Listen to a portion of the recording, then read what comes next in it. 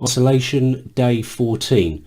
Hello everyone, I hope you're all keeping well. It's been 2 weeks and ordinarily I would undoubtedly be climbing the walls and sick of this.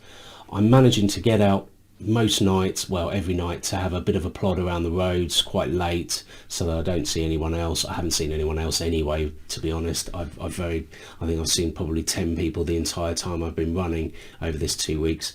I've also seen very few cars. As I say, it has been 2 weeks, and am I sick of it? No, to a certain extent not. I mean, it gives me the opportunity to do this kind of thing, and it is giving me the opportunity to transition from keto to plant-based whilst being relatively under control and in so much as just in one place. So the plan is to ensure that my background insulin is sound before I do this transition from keto to plant-based, or even attempt to.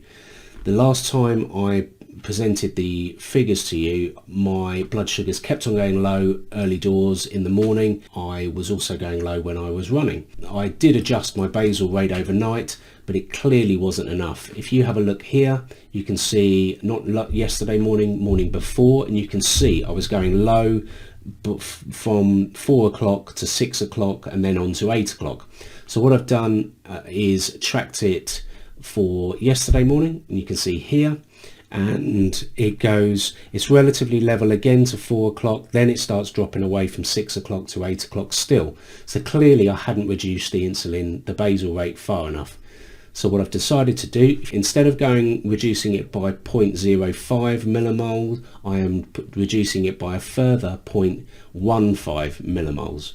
So let's see what that does. I'm hoping that my blood sugars will not go below that sort of 4.5 level, and I can avoid having to eat any jelly babies in the middle of the bloody night, to be honest. I should have shares in jelly babies, they're killing me at the moment.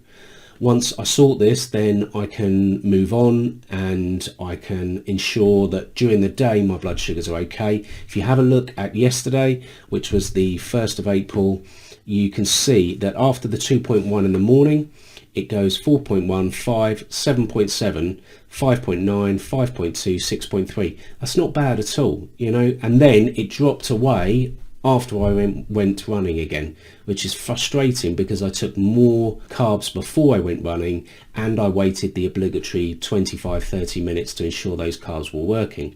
The only explanation for that is perhaps I took a little bit too much insulin over dinner time, and therefore my blood sugars were on their way down anyway. But let's see how that goes tomorrow. Tonight. What I'm going to do is take more carbs before I go running this evening, because I guess I do work quite hard when I run, but even so, and I do push myself quite hard, but even so, my blood really shouldn't be dropping from 6.3 to 2.1.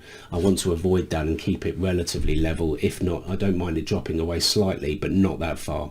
Let's reassess tomorrow. You've seen how I've adjusted the basal rate. I'm going to adjust the carbs before I go for the plod. Once I can get this sorted, then I can confidently approach the keto to plant-based whole food low fat diet transition. But until then, I'm just not prepared to do it, because what's the point? It's going to be dangerous and it's not really going to be worthwhile doing, because I'm not going to be able to track it with any consistency and any confidence. Other than that, not a lot has happened today, just working and spending a bit of time with the kids, which is nice. But overall, as I say, it's been 2 weeks. I guess we've got 10 weeks still to go. Hopefully you're not entirely bored by this at the moment. I'm looking forward to getting on to the Mastering Diabetes information and presenting that kind of stuff to you guys. So look after yourselves and keep safe and keep well, and make sure that you're doing everything you need to do to keep yourselves healthy. Okay, have a really good evening. Goodbye.